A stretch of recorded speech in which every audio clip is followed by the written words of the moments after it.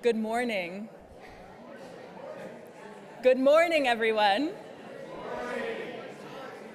My name is Reverend Natalie Malter, and I am the interim minister here at the Edmonds Unitarian Universalist congregation.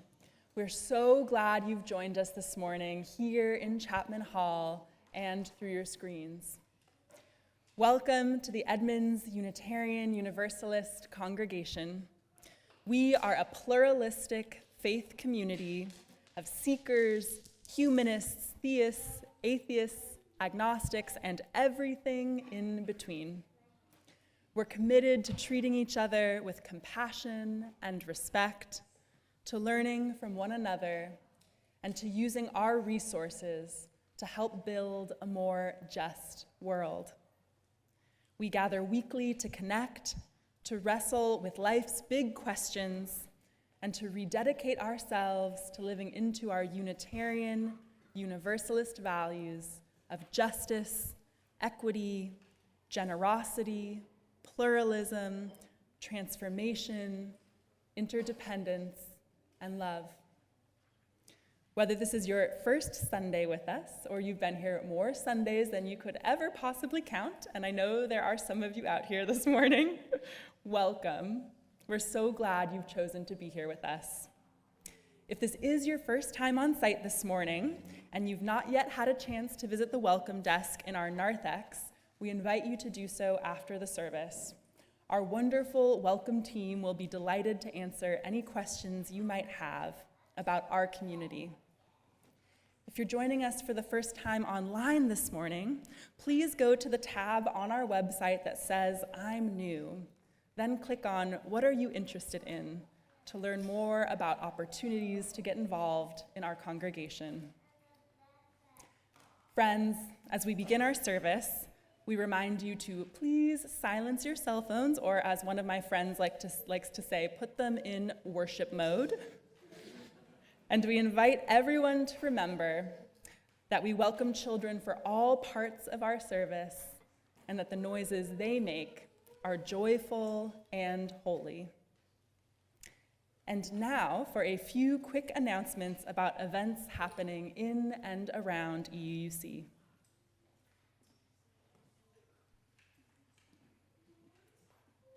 Good morning. So number one, the EUUC auction, the sun has set. Here Comes the Sun auction last week was a stunning success and a lot of fun.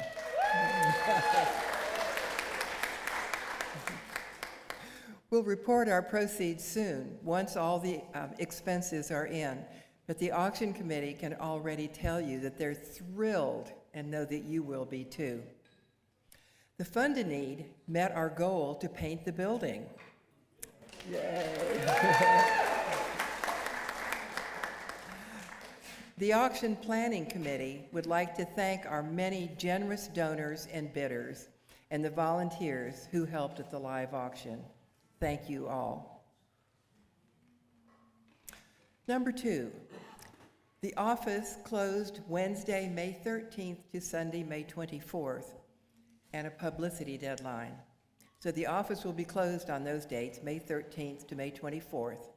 If you'd like to submit anything for publicity in this week at EUUC, or the TWA, for Wednesday, May 20th, or pulpit announcements for May 17th or May 24th, please submit these by the end of the day, Monday, May 11th, using the publicity request form. Number three, Racial Justice Stand Update Review and Feedback by Zoom. The Racial Justice Committee is hosting a second opportunity to review and provide feedback to the proposed update to the Racial Justice Stand prior to May 17th vote at the congregational meeting. The current and proposed stand with rationale for changes has been posted in Circle, where you may also provide input. It is also available at the Social Justice Desk. Please join us for discussion on Zoom on tomorrow, May 4th at 7 p.m. You can find the Zoom link in the Tway, and in Circle. A sign-up sheet for a direct Zoom invitation is at the social justice desk. And happening today, May 1st, special Sunday lunch. Please join us for our first Sunday lunch after the service today. Gluten-free, dairy-free, and vegan options are available. This will be a super fun time. We appreciate any help moving chairs and tables before and after the lunch. Number 5, imagine our EUUC grounds following the first Sunday lunch. The climate team invites you to stay after Sunday lunch. We will explore sections of our grounds and get creative. Let's make EUUC a more welcoming home for nature to flourish and for us to practice restoring our relationship with the natural world. All ages are welcome. Number 6, the annual hearings on EUUC proposed 2026 and 2027 budget. Join us on Zoom tonight or Wednesday, May 6th at 7 p.m. for an opportunity to review the proposed annual budget with the treasurer, members of the Board of Trustees, and the finance team. We will review both the operating fund budget and the social justice budget. There will be time for questions too. Zoom link will be sent to all members and friends 2 days before the meeting. And now we'll open our service with our land acknowledgement.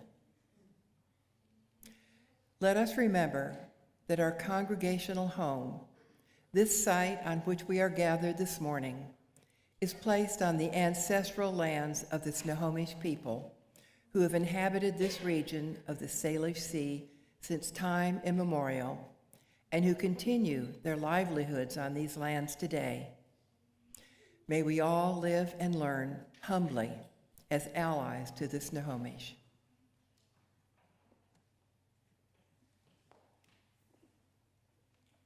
Friends, each week we commit and complete a sign and signal of our faith tradition, Unitarian Universalism, by placing a flame in the bowl of this chalice. Week after week, month after month, year after year, we light our chalice to symbolize the warmth of this community and the flame of our hope, which still burns even in challenging times.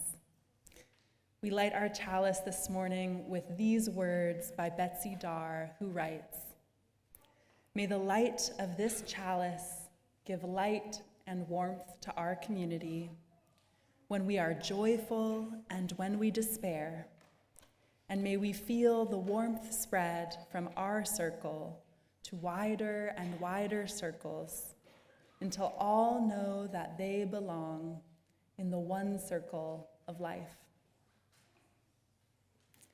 Now, let's say our affirmation together. You can read aloud, listen along, or otherwise participate as you wish. The words are on our screens. We need each other, and so we come to this place to work and dance and laugh and cry and think. We call ourselves a religious community, not because this place is in itself holy ground, but because what we do here, say here, and are here make it so. So let it be. Friends, I invite you to rise in body or in spirit for our opening hymn. It's number 347 in the gray hymnal, "Gather the Spirit," and the words will also be projected on our screens.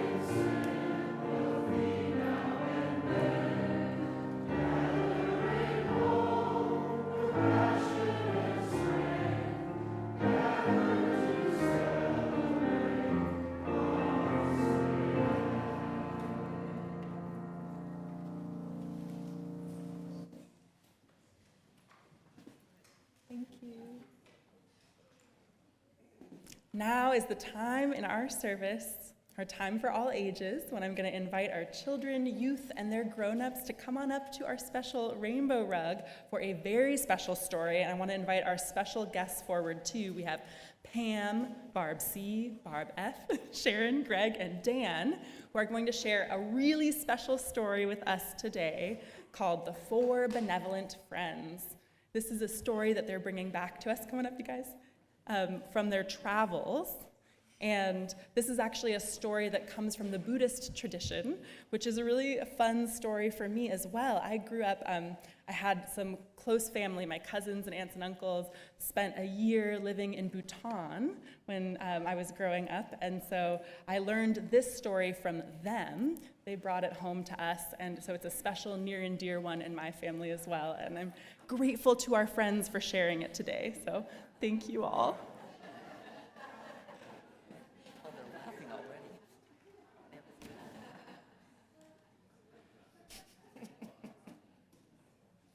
Watch out for the men, they might be doing some shenanigans up here. We are wearing the national dress of a small country near India, next to Nepal, called Bhutan. Most women wear this daily to work, to shop, and to eat ice cream.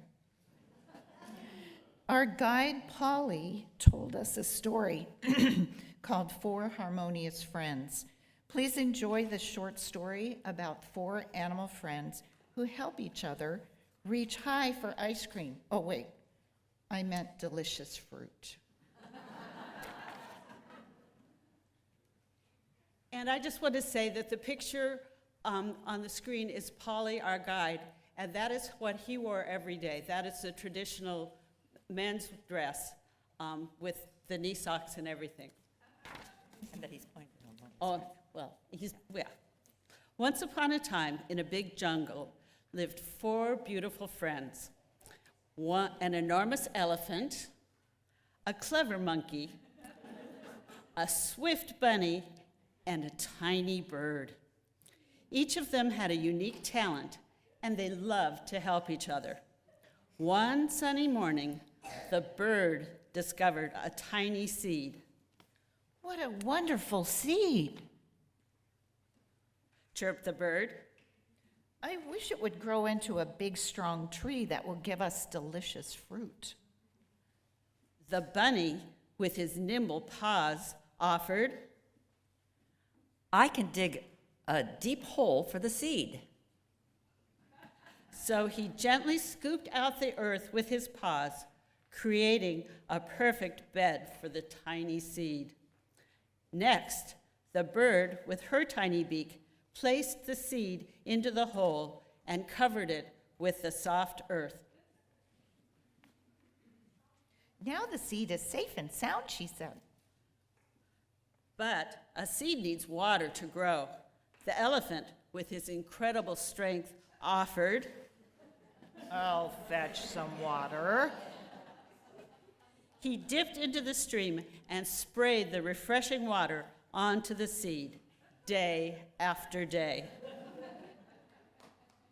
The monkey, with his cleverness, noticed that the little plant needed sunlight. He climbed to the tallest branch of a nearby tree and carefully pruned away some leaves that were blocking the sun's rays. There, now our plant will get all the sunshine it needs. He exclaimed. As the weeks turned to months, the four friends watched with joy as the tiny buds appeared, followed by beautiful blossoms. The little seed grew into a sturdy sapling, then a strong young tree. Finally, the branches were laden with juicy, ripe fruits. Uh-oh.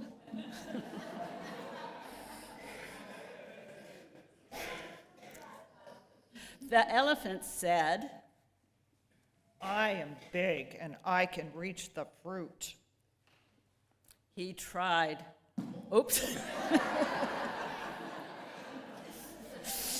He tried, but he couldn't.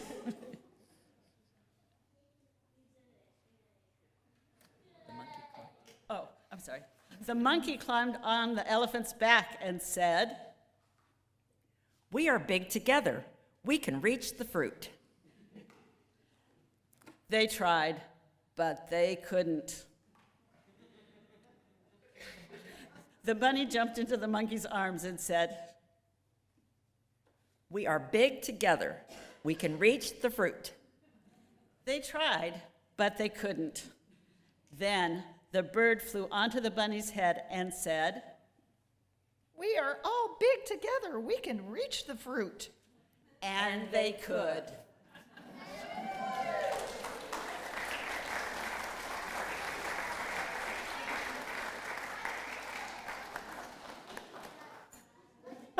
Wow, thank you so much, friends. So exciting to have not only our human but animal friends join us for our story this morning. And now we're going to sing our children and youth out to their activities this morning. As we sing, you'll head out the hall, down to the narthex, and make your way to your classes. Let's join together in singing, Go Your Way in Peace.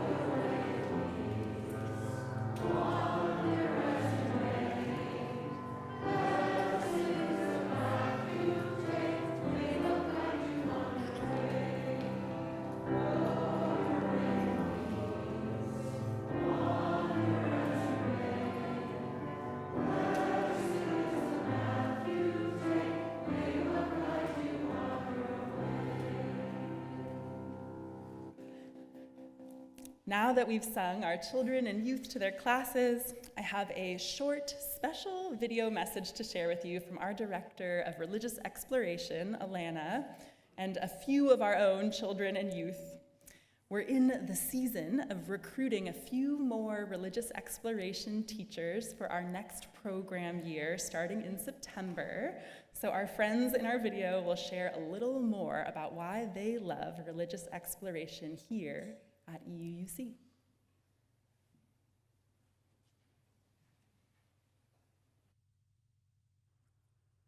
What is your favorite thing about RE at EUUC? I really like the food and spending time with friends. I like our discussions because I get to hear different perspectives.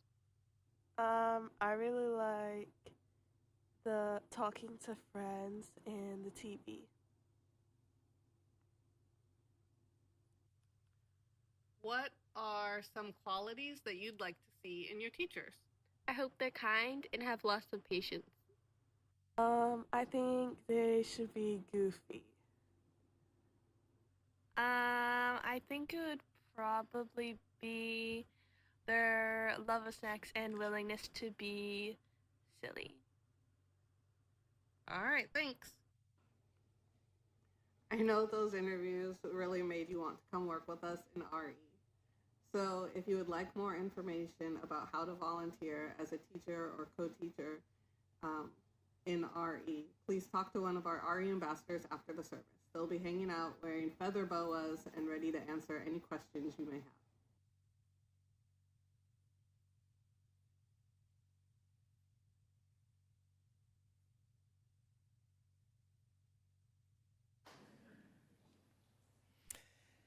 And now for a moment's peace.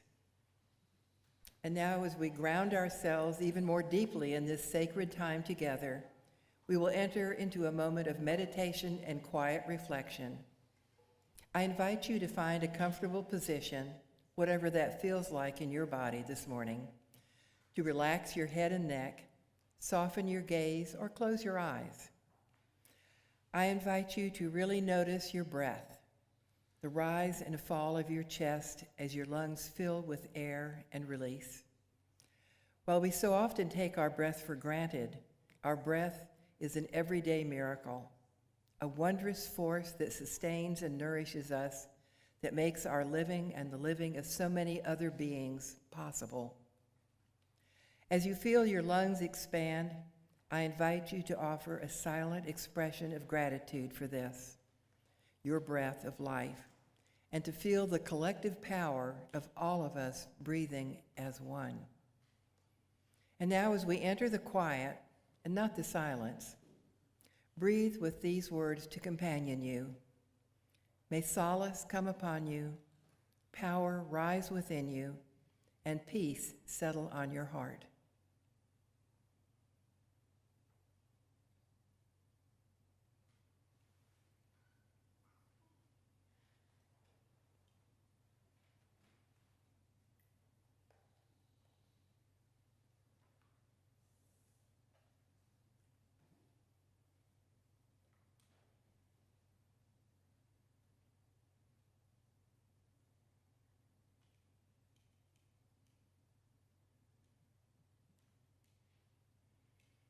May it be so.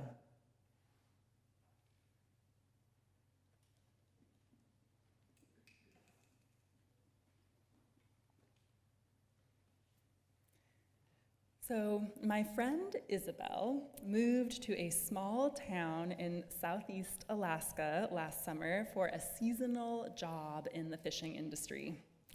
She'd been living in the US for a few years, but was originally from a beach town in Costa Rica, where she grew up among palm trees and sandy beaches. She'd never been to Alaska when she accepted a job for what was meant to be a short-term adventure in the northernmost place to which she'd ever traveled. When she told her family and friends back home that she was going to Alaska for a few months, they were a little skeptical. "Are you sure?" they asked. "It's so far away. Are there even grocery stores up there? Won't you be cold?" The answer to these questions turned out to be yes and yes. There were indeed grocery stores, and even in the summer months, Isabel was regularly cold. But something unexpected also happened. Isabel felt surprisingly at home in this northern clime. She began to make good friends. She relished the community. She even fell in love with a local woman named Sarah. So when Isabel received a job offer that would enable her to stay in town after the summer ended, she accepted it right away. Suddenly, this Costa Rican was becoming an Alaskan. Last winter was her first in Alaska, and it was a little bit colder than it was in the summer. It also happened to be an extraordinarily snowy December, the snowiest December in decades, with nearly continuous series of snowstorms dropping feet and feet of snow on the ground. One afternoon, while I was up visiting, I went over to see Isabel and Sarah in their shared home, and I found Isabel, this Costa Rican transplant, bundled up in a winter parka and her first ever pair of snow boots, shoveling out the driveway for what must have been the 10th time that week. As I walked up to her to say hi, she threw her shovel on the ground and gave me a hug, exclaiming, "Natalie, my life has gone off script." We laughed and went inside to make a pot of tea. Isabel had always imagined her life playing out on a tropical beach near where she grew up. She never could have predicted that a summer adventure would change her trajectory. She couldn't have known that she would find a new sense of home in this unexpected place, so far from her comfort zone. And yet, she had. In this instance, the truly absurd amount of snow on the ground aside, her life going off script was a joyful surprise.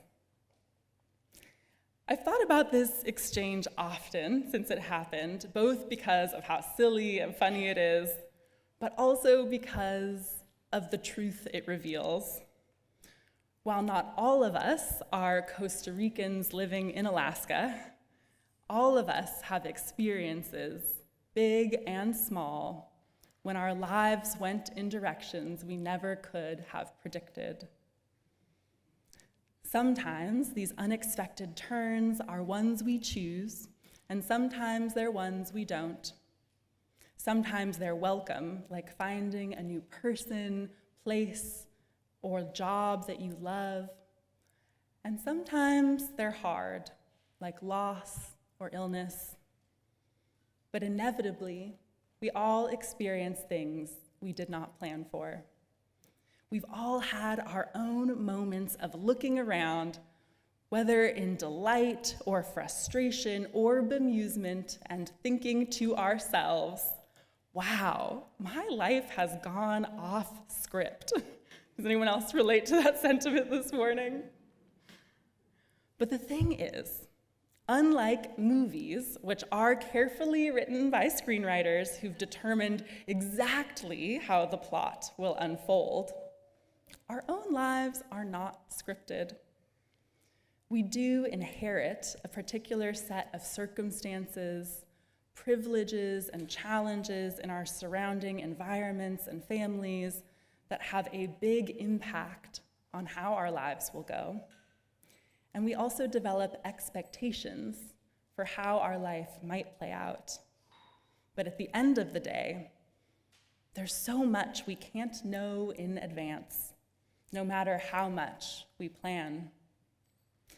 Now, as Unitarian Universalists, most of us don't believe in a God that predetermines our destinies.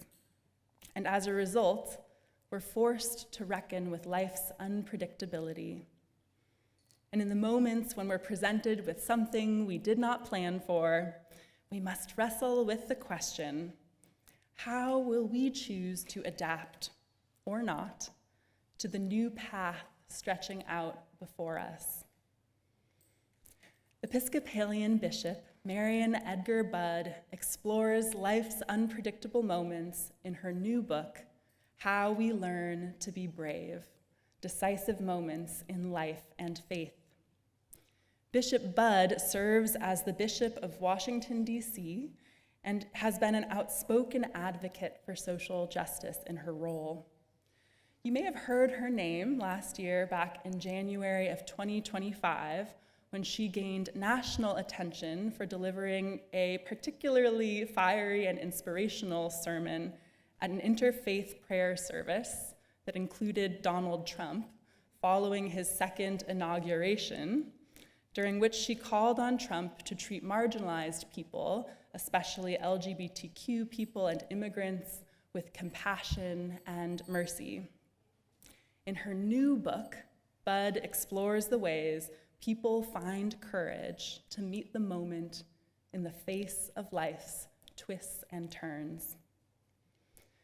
While life circumstances are constantly, even if imperceptibly, changing, in her book, Bishop Budd focuses on the particularly profound, life-altering moments, ones that she refers to as life quakes. Budd defines life quakes as a transition of such magnitude that it fundamentally changes our meaning, purpose, or direction.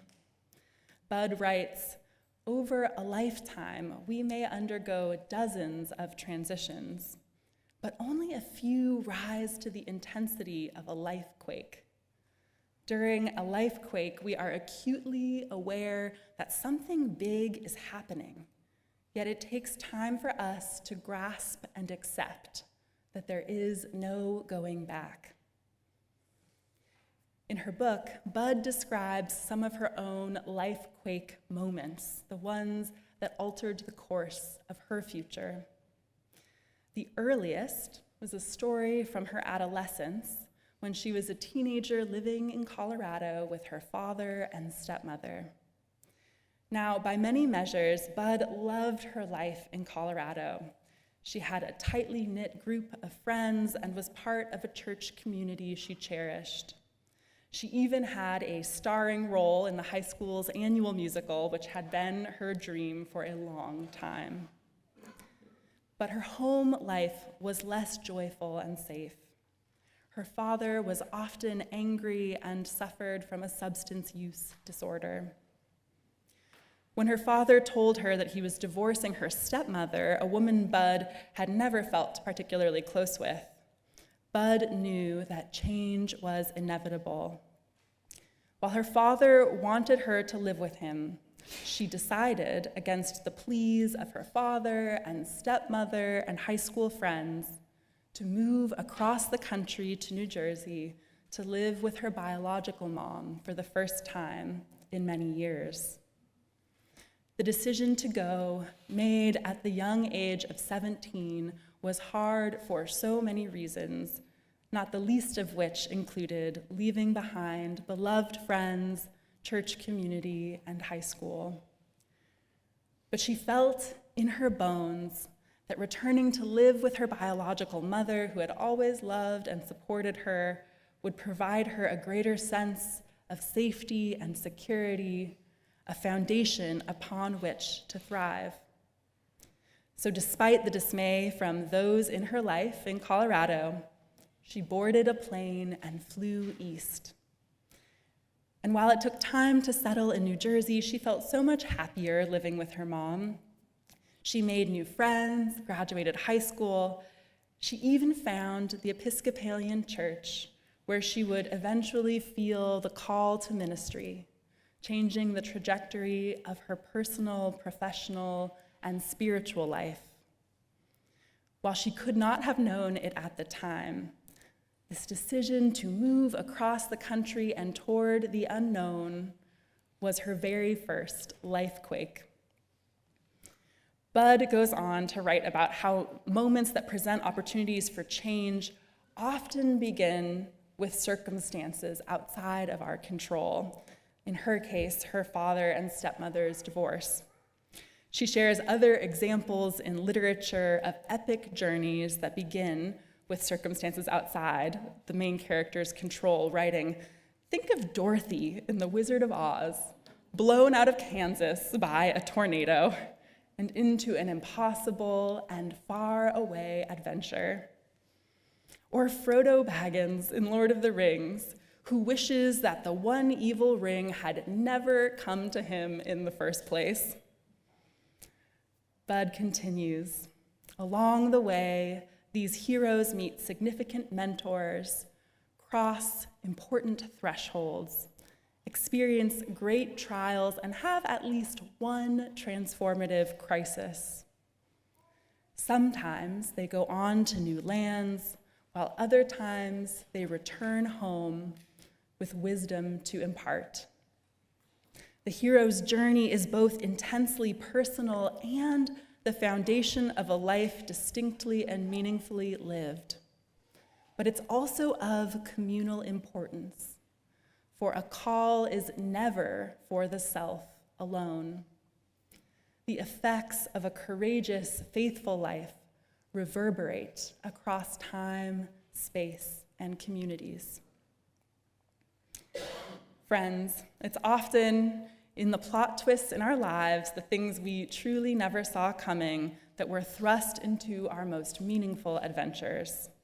And sometimes, in those moments, we must shift our perspective or reorganize our priorities to respond to our new circumstances. This form of creative adaptability is not about abandoning who we know ourselves to be, but rather about embodying our values in a new way, allowing ourselves to be changed in the process.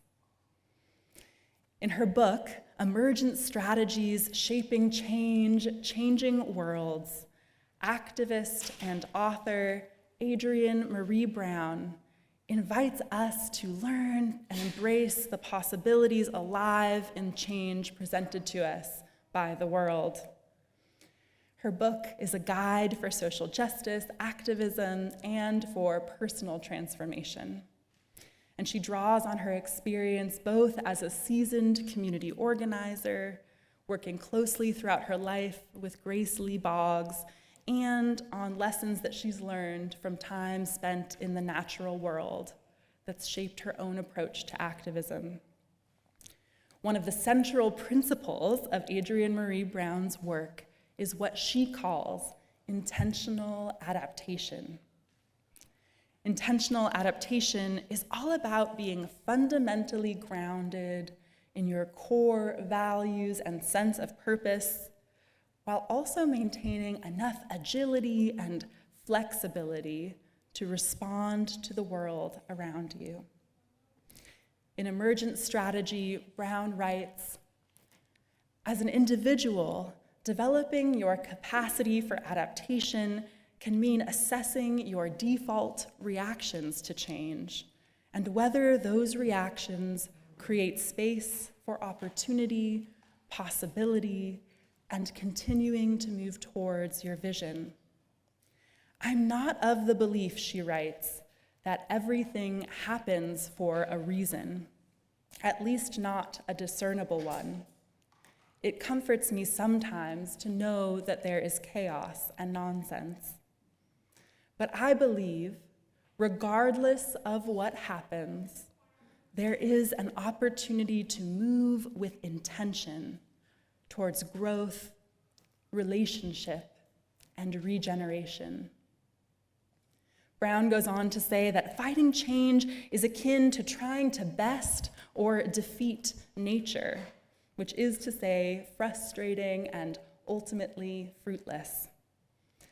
Instead, she encourages her readers to face change like water in a rushing river, to be dynamic and fluid while remaining powerful and full of life. Like Adrienne Maree Brown, our own Unitarian Universalist faith calls us to embrace both individual and collective transformation as one of our core values. It's not always easy, but our faith asks us that rather than avoid change when it comes, to face it with courage and see how we might grow in response. This spiritual practice of transformation is not about abandoning who we are or what we hold most dear when the next new thing presents itself. Instead, it's about holding on to our values and using them to adapt our plans to meet the moment in an unpredictable world. This practice of intentional adaptation requires us to notice change as it arises in our own lives and communities, and then to ask ourselves the question, how do my values call me to respond in this particular context, in this unique and singular moment? What is love? Love for my neighbor, for my church, or love for myself calling me to do right now? What is love calling me to do? It can take time to discern the answer to that question, and the answer might be one you didn't expect. Like my Costa Rican friend who moved to Alaska, answering the call of love takes you down paths that you may not have always imagined for yourself. It might mean changing jobs or finding new opportunities to volunteer or taking to the streets in protest. It might mean moving across the country or traveling the world, or even still staying put in your beloved community and forging even deeper roots and relationships. There are so many different ways to answer the call of love. And so, friends, as we move through the weeks and months ahead in this time of interim ministry and period of intentional change, may we stay present to all that is unfolding before us. May we remain open to being surprised by all that we do not expect. May we lean on one another to find courage to embrace the possibilities of the unknown. May we be like water. May we be love. May it be so. Amen. And now, friends, we have a very special treat today. I would like to invite forward community member John Panic to play some special music for us. Thank you so much, John, for being here with us today. Good morning, y'all. What she said.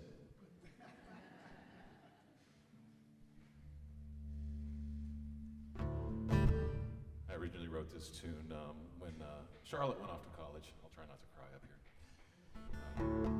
But the through line is love. Always love.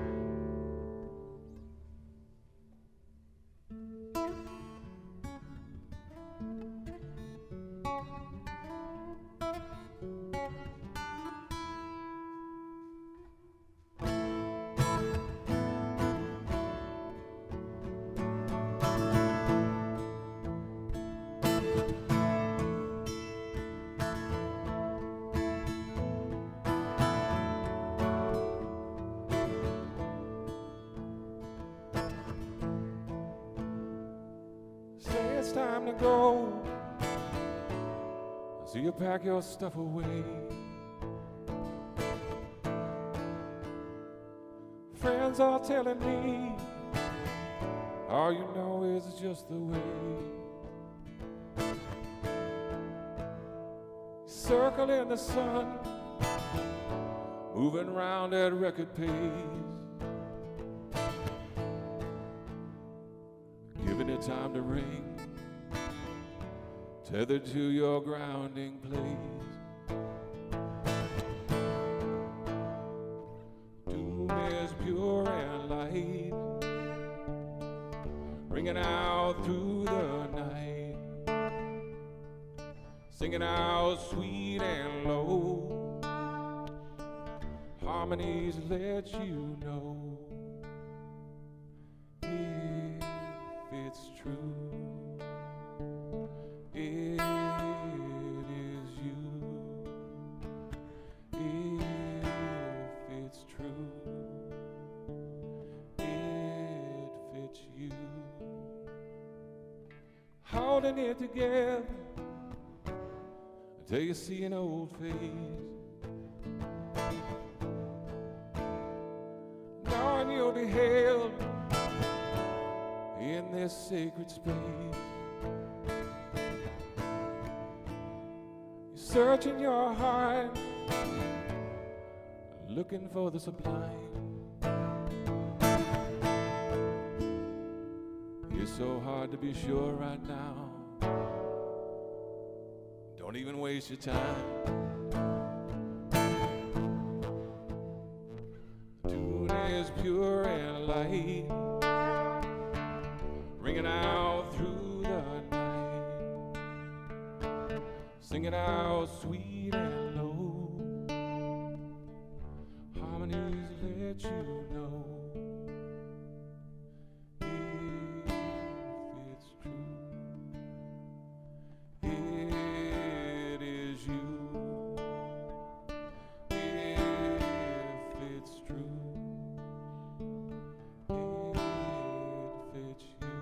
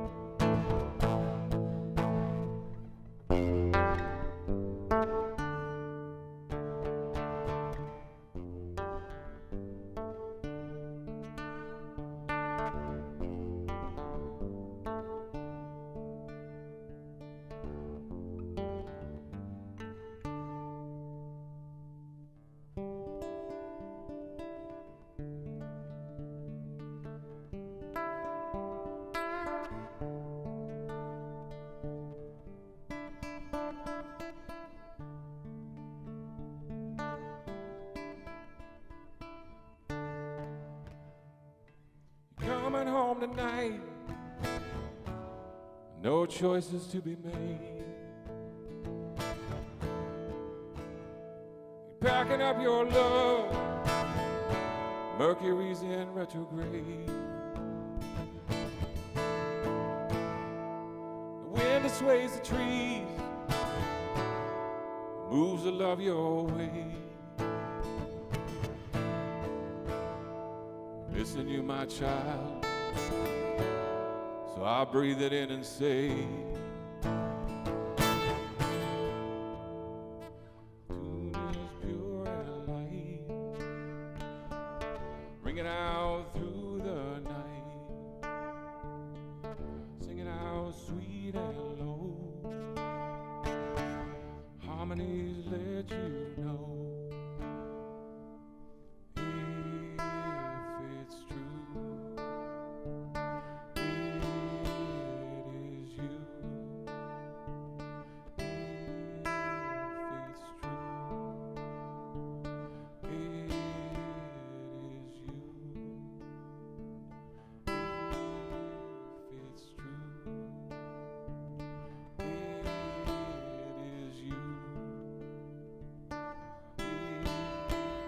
It's true, if it's you.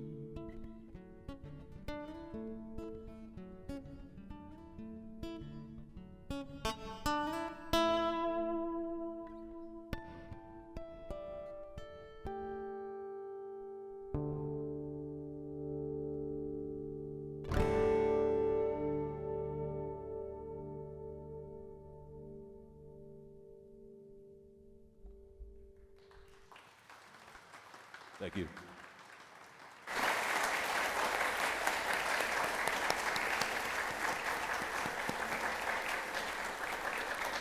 Thank you.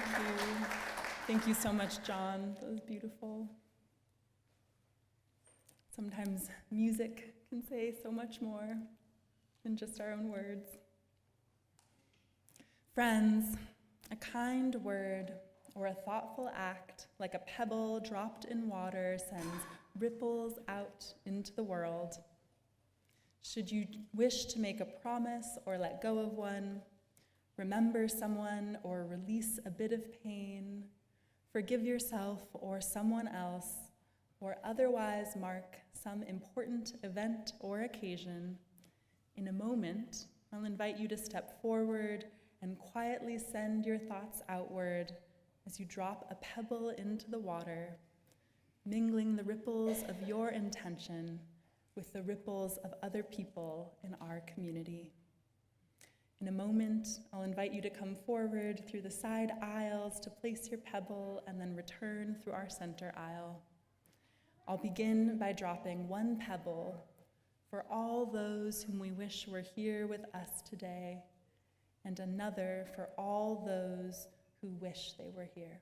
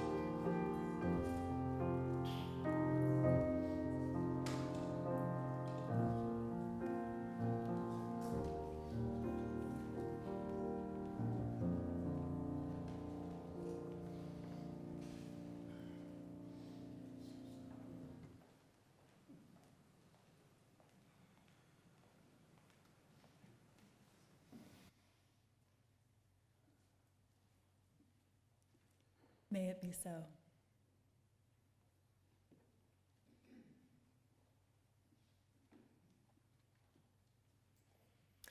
If you are new to our congregation, you will notice that we do not take up a collection for the operations of this congregation. We chose many years ago to support our congregation by making generous pledges of financial support that we pay month by month, year by year. Instead, our Sunday offering is dedicated to going out into the world to support organizations doing good works that align with and extend the mission of this congregation, gathering together, nurturing the Spirit, living our vision of a just and sustainable world. The May cause of the month is Hearing, Speech, and Deaf Center. The mission of Hearing, Speech, and Deaf Center, HSDC, is to foster inclusive and accessible communities through communication, advocacy, and education.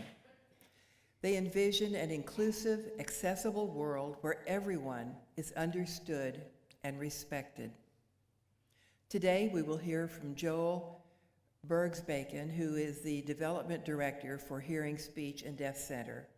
He is coming to us from Bellingham to share about the work that they do at HSDC.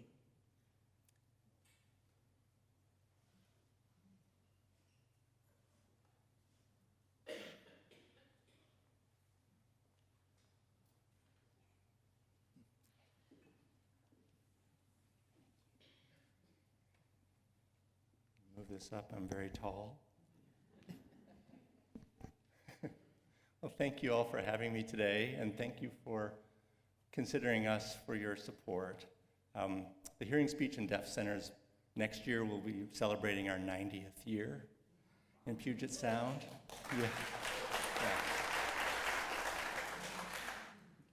It was started by a group of mothers with children with hearing differences. And they wanted to get together and figure out how they can pool resources and energy, as energy is a big piece of parenting, as we know. Parenting a child who's of a different orientation to the world, visual, than yourself, takes even more energy as you adapt. And so we have a number of services that we support people from birth through the lifespan, as they experience hearing differences at a young age, adapting to school and learning sign language, and their parents learning a new language as their new parents. Imagine how hard that is. Up through ages when people's hearing starts to naturally change, and supporting them through that transition as well, through coaching and support and a safe space to ask questions, where you won't be judged, or you're in community where they understand and you don't need to explain yourself. And so that's what we do. We have a short video that I'm going to show that we just made. We finished last week. It's a little tour of our different departments and what they do, just so you can kind of get a little virtual tour before I wrap up.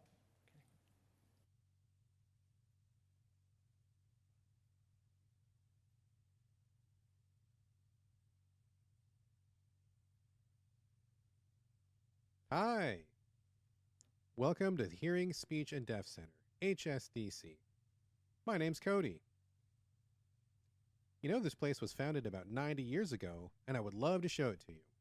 Come on. When you get here, this is the first floor, and you'll sign in at the front desk. This is Melanie. If you have any questions, concerns, or need more information, she's a great resource.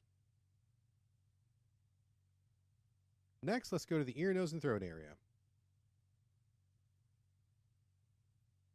This is the ear, nose, and throat area. We have one doctor here. His name is Dr. Chad. He knows a lot about deaf culture, and it's really easy to get along with him. And you can also go to his website to book an appointment. Up next is my department, Deaf and Hard of Hearing Services, or DHHS for short.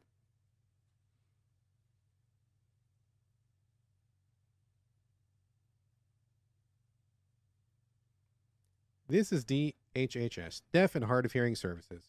We meet with many different clients who have many different needs. These are the services we offer.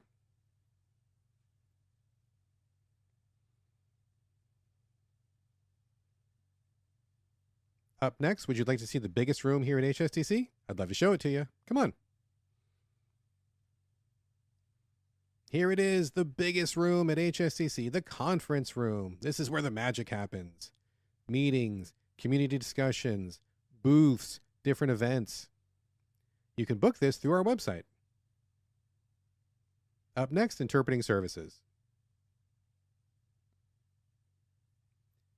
This is interpreting services, where all of the qualified, skilled interpreters are matched with the clients who need them. This is what they offer.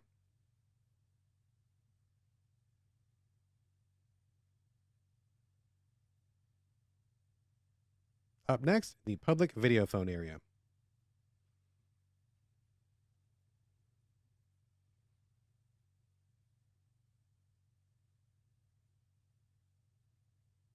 Here is our public video phone. You can use it anytime, but keep in mind you do have to sign up at the front desk. Next, let's go upstairs to the second floor.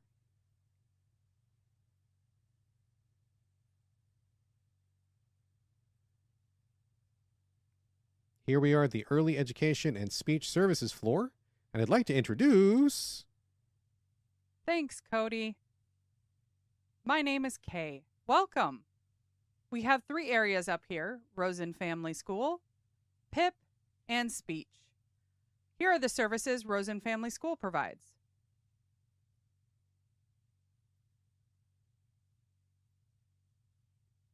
Do you want to check out a classroom? Come with me.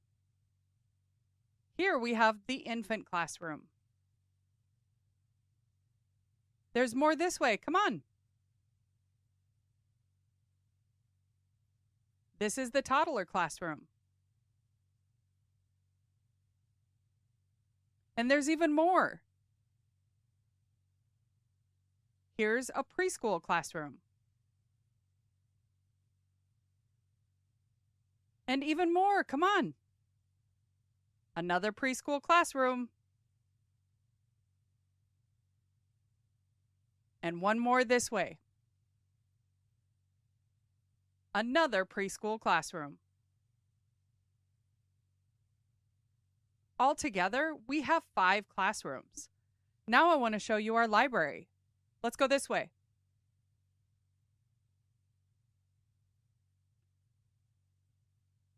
Here's our library, where the students can read books, they can sign together, and families can socialize. Now, right over here is the hub. This is a space where our team can come together, have discussions, brainstorm, and plan. Next is PIP, our parent-infant program. They don't have space here on site, but often do home visits out in the community. Their services look like this.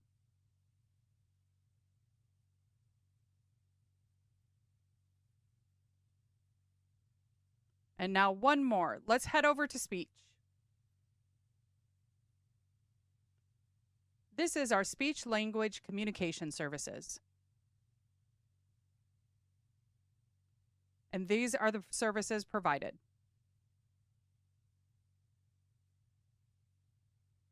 Now let's wrap up. The tour's all done. Yeah, this is HSTC. We're here for you. Contact us anytime. Thank you so much for joining. Visit here anytime. Bye.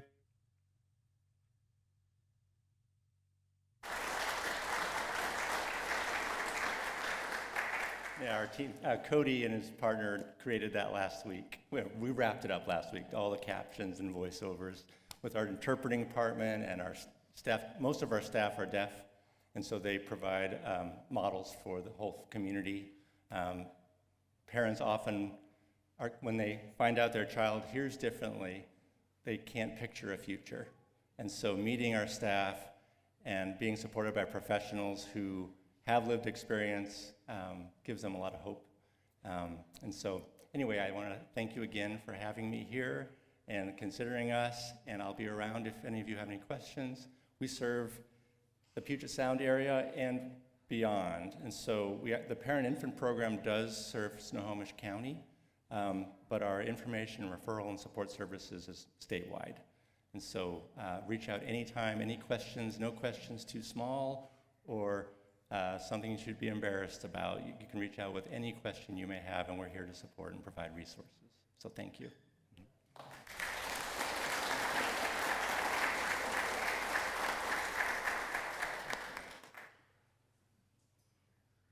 Thank you. You may donate using the QR code or go to the EUUC website and click Donate. For those of you here, there are baskets out in the narthex through the doors underneath the screen on the wall. As always, thank you for your generous donations. And now I'd like to invite forward John Panic and his band to play more special music for us, a song titled, I Like to Live the Love.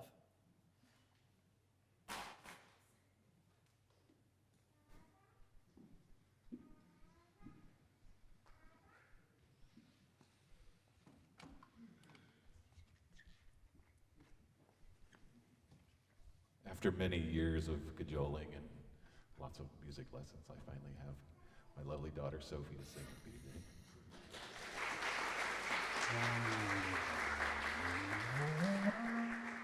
And if you've ever been to the mall, there's a place called Build-A-Bear. And this song is a bear, and I realized that I was going to start doing the drumming here, but then I realized we have some good things to put on the bear and in the bear. And Cindy Olahar has been leading our drum circle, and I would love for her to come up, and I just put her totally on the spot this morning. And she's going to come up, and she's going to just comp this beat. It's important we're on the 2 and 4, and we're just feeling it before we go. We're going to vamp for a little bit. We're going to get everyone comfortable, and then we'll get going.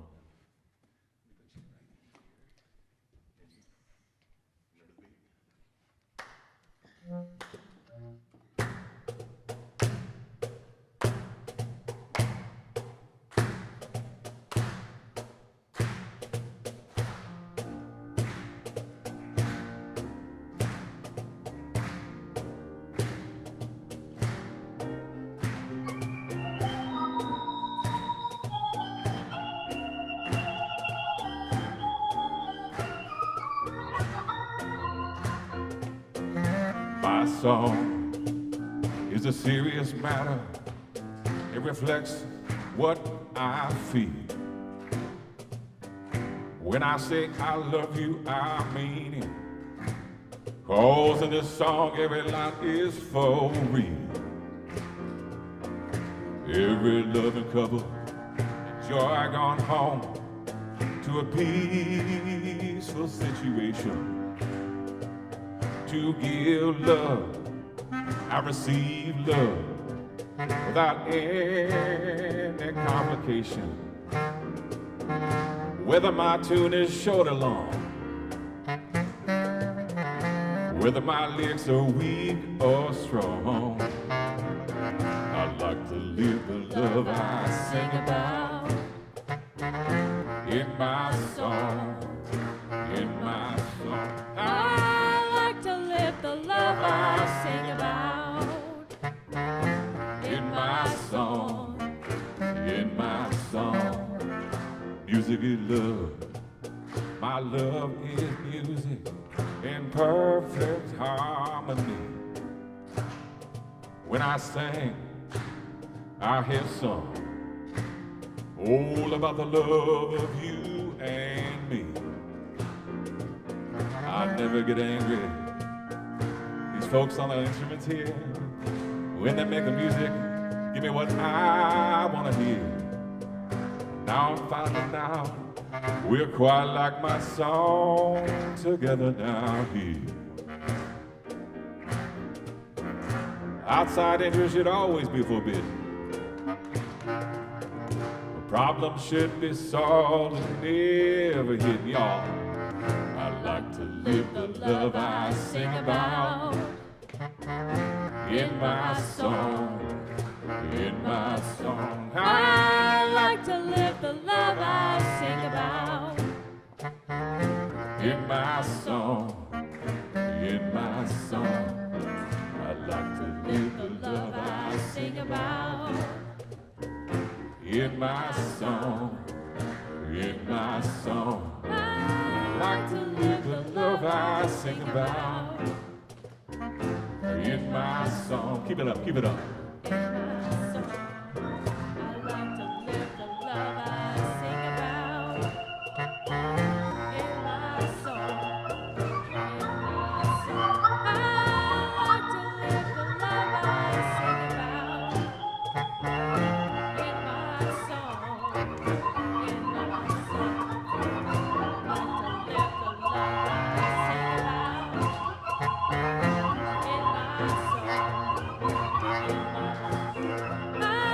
to live the love I sing about. In my song, I like to live the love I sing about. In my song, in my song, I like to live the love I sing about. In my song, in my song, I like to live the love I sing about. In my song, in my song, I like to live the love I sing about. In my song, in my song, I like to live the love I sing about. In my song, in my song.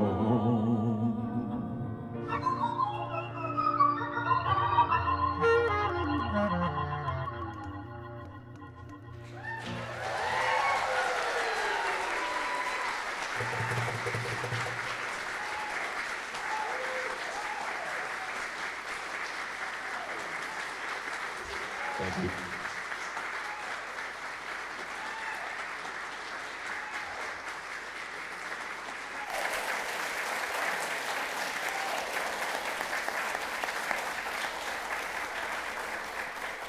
Wow, that was amazing. What an incredible gift. Thank you so much, friends.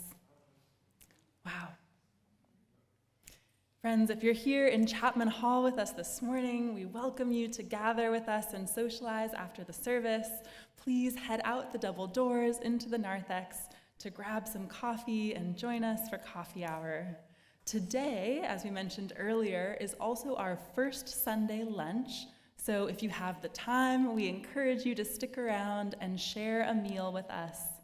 As always, we thank Andrew Greaves for his amazing work on First Sunday Lunch and the whole First Sunday Lunch team, including our climate team that helped out today.